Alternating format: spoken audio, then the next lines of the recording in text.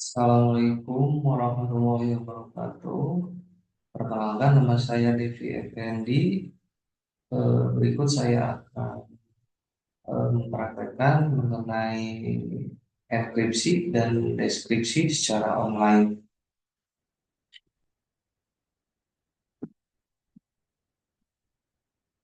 Mungkin untuk pendahuluannya, plain text yang saya gunakan adalah raih ilmu pengetahuan, wujudkan mimpi, jadikan masa depan lebih baik. Kemudian untuk secret key yang digunakan itu ada tiga macam. Yang pertama untuk 16 karakter, kemudian ada 24 karakter, kemudian 32 karakter, dan semuanya itu saya gunakan secara random. Kemudian untuk metode yang digunakannya, metode chippernya ada empat, yaitu ACB, CBC, CTR, dan GCM. Mungkin saya akan membahas satu persatu. Yang pertama, mungkin dari ACB, Electronic Code Book. Cara kerjanya yaitu setiap blok plain text dienkripsi secara independen menggunakan kunci yang sama. Kelebihannya itu sangat sederhana dan mudah diimplementasikan. Kemudian kelebihan yang kedua yaitu efisien untuk data kecil atau jika blok data tidak terkait. Kemudian untuk kekurangannya, yang pertama tidak aman untuk data yang memiliki pola berulang karena blok plain text yang sama menghasilkan ciphertext yang sama. Kemudian untuk penggunaannya itu jarang digunakan dalam praktik karena kelemahannya dalam menjaga kerahasiaan pola. Nah, saya mempraktikkan bentuk SCB, Electronic Code Book, secara online dengan enkripsi dan dekripsi, decryption. Hasilnya sama. Hasil dari enkripsi saya dekripsikan, hasilnya sama seperti plain text pada encryption. Kemudian yang kedua, CBC, Chipper Block Chaining, yaitu cara kerjanya blok plain text pertama diekspor dengan vektor inisialisasi. Kemudian sebelum dienkripsi, blok ciphertext yang dihasilkan digunakan untuk mengenkripsi blok plain text berikutnya. Kelemahannya yaitu lebih aman dibandingkan dengan SCB karena mencegah pola berulang terlihat di ciphertext. Kemudian kelebihan yang kedua itu ideal untuk file atau data besar. Kekurangannya itu proses dekripsi memerlukan semua blok sebelumnya sehingga rentan terhadap kesalahan propagasi. Itu jika satu blok rusak, maka blok berikutnya tidak dapat didekripsi. Kemudian penggunaannya yaitu sering digunakan untuk file dan komunikasi yang membutuhkan keamanan yang lebih tinggi. Nah, saya juga sudah mempraktikkan CBC, Cipher Blockchaining itu, dan hasilnya plain text yang enkripsi itu sama dengan output yang di decryption. Jadi sama ya, tidak ada perbedaan dan itu berhasil. Kemudian yang ketiga yaitu CTR atau counter. Cara kerjanya yaitu setiap blok plain text dienkripsi menggunakan kunci dan nonce atau angka unik. Nonce tersebut digabungkan dengan counter yang berubah untuk setiap blok. Kelebihannya, yang pertama, paralelisme. Itu blok dapat dienkripsi dan didekripsi secara paralel. sehingga lebih cepat. Kemudian yang kedua, tidak ada propagasi kesalahan. Nah, untuk kekurangannya, nonce harus unik. Pengulangan nonce dapat menyebabkan kebocoran keamanan.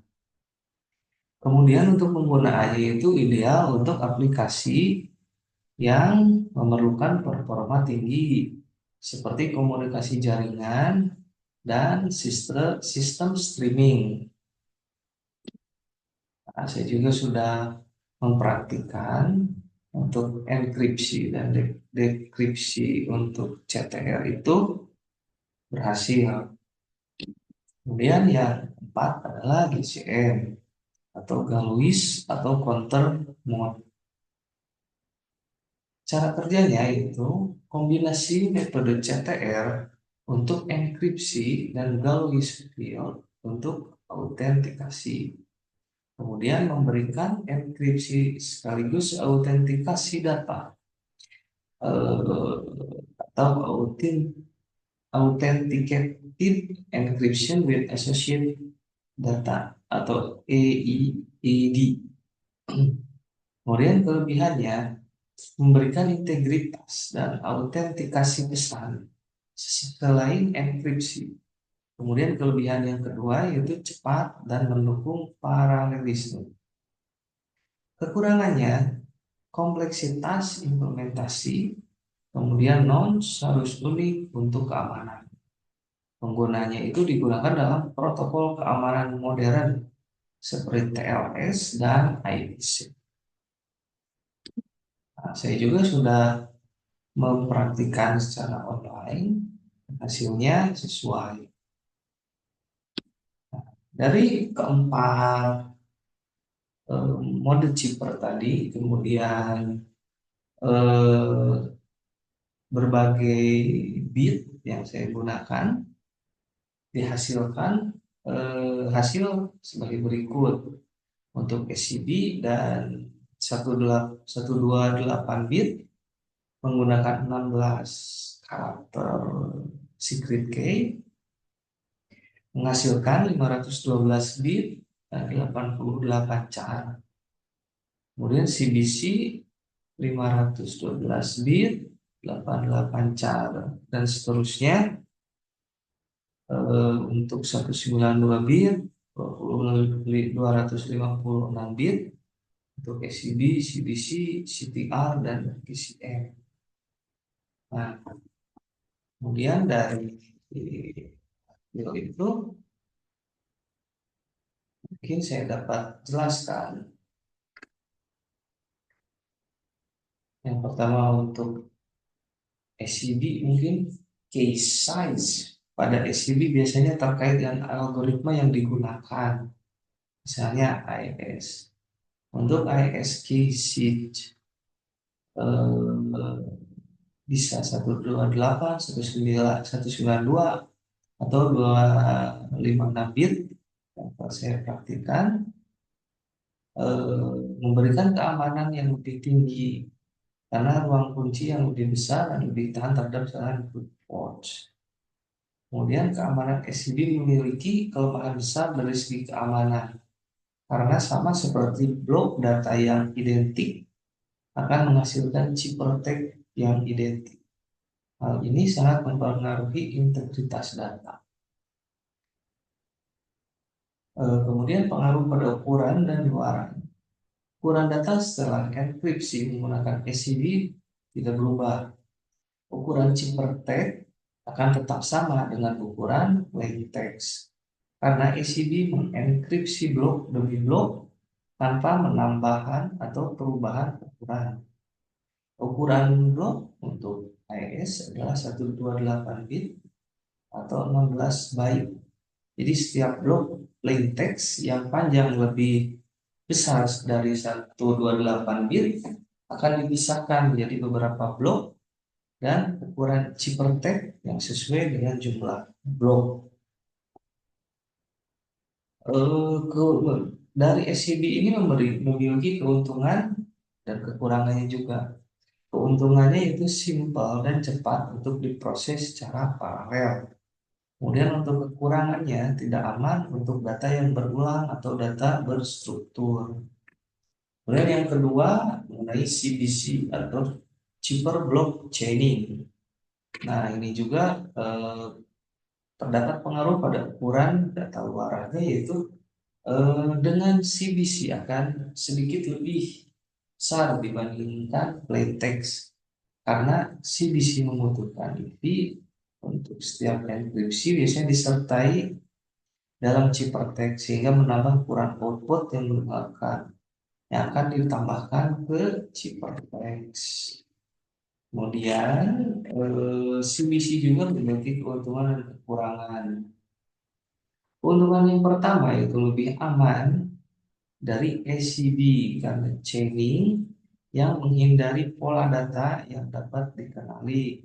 Kemudian kekurangan yang kedua itu proses enkripsi lebih lambat dibandingkan ACB karena chaining dan ketergantungannya pada blok sebelumnya harus dijaga dengan baik untuk memastikan tidak ada serangan ulang. Kemudian yang ketiga untuk CTR. Ini untuk chip protect di CTR mode tidak berbeda dari ukuran plain text. Seperti halnya ACB, CTR tidak memerlukan padding atau penambahan data lain ke dalam chip protect. Ukuran chip text adalah sama dengan plain text karena tidak ada EV atau padding. Kemudian CTR juga memiliki keuntungan dan kekurangan. Pertama mungkin untuk keuntungannya itu kecepatan tinggi karena dapat diproses secara paralel. Tidak ada dependensi antara blok satu dengan lainnya. Kemudian untuk kekurangannya, penggunaan counter yang sama untuk dua blok yang berbeda dapat menyebabkan masalah keamanan. Oleh karena itu, manajemen counter harus hati-hati. Kemudian yang keempat adalah GCM atau Gauss atau counter mode. Nah, ini untuk ukuran Cipertek di GCM akan lebih sedikit, akan sedikit lebih besar daripada plain text. Karena GCM menghasilkan authentication tag selain Cipertext. Ukuran tag ini biasanya adalah 128 bit yang harus ditambahkan ke Cipertext. Nah, ukuran tambahan untuk tag ini akan mempengaruhi ukuran total data hasil enkripsi. Meskipun ukuran ciphertext adalah sama dengan ukuran plaintext. Kemudian GCM juga memiliki keuntungan dan kekurangan. Keuntungannya yang pertama keamanan tinggi karena menggabungkan enkripsi dan autentikasi, juga efisien dalam hal kecepatan dan dapat diproses secara paralel. Kemudian kekurangannya yaitu menambah sedikit overhead pada ukuran data karena adanya tag autentikasi. Nah,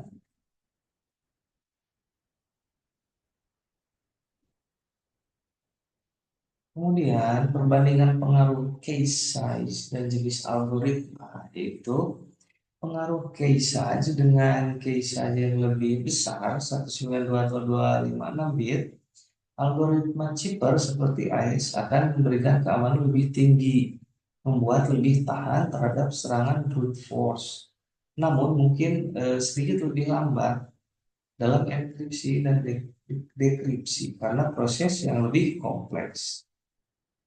Mungkin secara umum meskipun ada peningkatan keamanan, perbedaan dalam waktu enkripsi dan dekripsi antara key size 128 bit dan 256 bit tidak terlalu signifikan dalam sebagian besar aplikasi.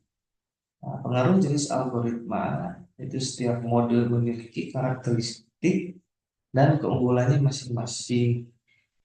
ACD adalah yang paling cepat, tetapi juga paling tidak aman. Sedangkan BCM menawarkan keamanan dan autentikasi dengan sedikit tambahan overhead. CBC dan CTR memiliki keamanan yang lebih baik daripada ACB, tetapi lebih lambat. Kemudian algoritma yang menghasilkan data paling kecil, CTR dan ACB, menghasilkan ciphertext dengan ukuran yang sama dengan plaintext tanpa tambahan data lain. Kemudian CBC menghasilkan data ciphertext yang sedikit lebih besar. Kemudian GCN menghasilkan ciphertext terbesar karena juga menambahkan tag autentikasi bit.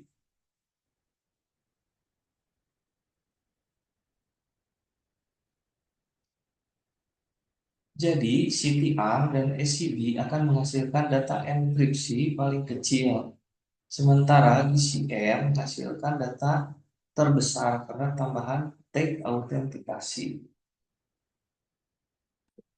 Mungkin kita dapat kesimpulan dari percobaan tadi di atas. Case size yang lebih besar 192 atau 256 bit meningkatkan keamanan, tetapi tidak terlalu mempengaruhi ukuran output secara signifikan. Kemudian algoritma GCN memberikan keamanan yang lebih baik dan integritas data, namun sedikit meningkatkan ukuran ciphertext karena tag autentikasi. Kemudian algoritma yang menghasilkan data paling kecil yaitu CTR dan ECB menghasilkan ciphertext dengan ukuran yang sama dengan plaintext. Kemudian kita akan membahas dampak dari penggunaan secret key. Yang pertama adalah mengenai tingkat keamanan. Key size yang lebih besar, misalnya 256 bit, meningkatkan keamanan enkripsi dan dekripsi karena membuat ruang kunci lebih besar sehingga lebih sulit untuk diretas melalui serangan brute force. Kemudian yang kedua, kecepatan proses enkripsi dan dekripsi. Key yang lebih panjang, misalnya 256 bit, akan membuat proses enkripsi dan dekripsi sedikit lebih lambat dibanding key yang lebih pendek. Kemudian yang ketiga, keamanan terhadap serangan brute force. Key yang lebih panjang membuat serangan brute force lebih sulit dan memerlukan lebih banyak waktu untuk mencoba semua kemungkinan kombinasi. Jadikan sistem lebih aman, ya. Kemudian yang keempat adalah kerentanan terhadap serangan sampingan atau side channel. Penggunaan secret key dalam enkripsi dapat rentan terhadap serangan sampingan seperti analisis waktu eksekusi. Dan yang kelima, ukuran ciphertext. Secret key mempengaruhi cara data dienkripsi. Algoritma yang menggunakan key yang lebih panjang seperti AES256 walaupun lebih aman, kadang menghasilkan ciphertext yang lebih besar bergantung pada mode enkripsi yang digunakan. Dan yang keenam adalah kemudahan distribusi dan penyimpanan kunci. Secret key harus didistribusikan dan disimpan dengan sangat hati-hati. Jika hilang atau bocor, maka data tersebut akan rentan terhadap serangan. Kemudian yang ketujuh, terkait integritas data.